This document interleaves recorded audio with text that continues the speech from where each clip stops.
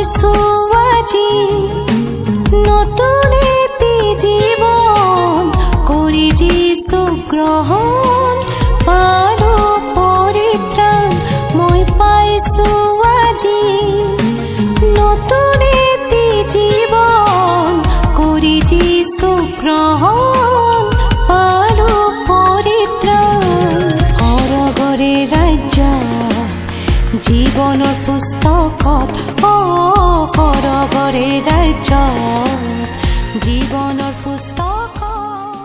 মহান ত্ৰাণকৰ্তা প্ৰভু যীশু খ্ৰীষ্টৰ নামত অভিনন্দন।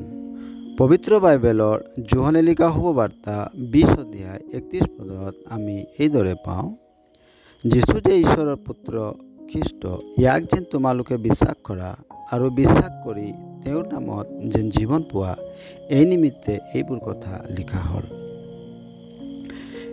আমি এয়া সকলোৱে বিচাৰোঁ যে আমাৰ অতীতৰ দিনবোৰতকৈ ভৱিষ্যতৰ দিনবোৰ সুখময় হওক।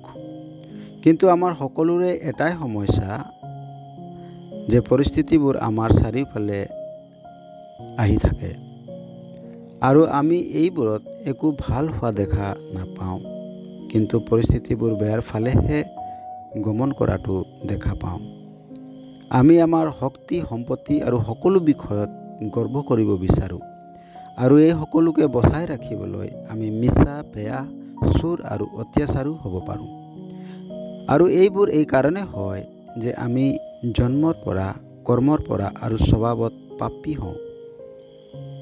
মন হৈছে আটাইতকৈ চলনাময়, ই হৈছে দুৰাৰোগ্য। ইয়াৰ ভেদ কোনে বুজি পাৰে?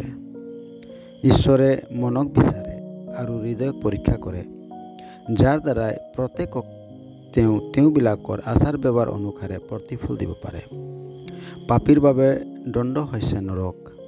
সেই দণ্ডৰ পৰা আমাক বচাবলৈ প্ৰভু যীশুৱে ক্ৰুচত নিজৰ প্ৰাণ আহুতি দি মৃত্যুবৰণ কৰিলে আৰু তৃতীয় দিনা জি উঠিল।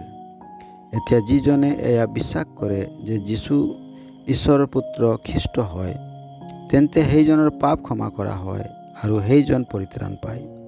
এইদৰে কৰিবলৈ ঈশ্বৰে আপোনাকো সহায় কৰক। ধন্যবাদ।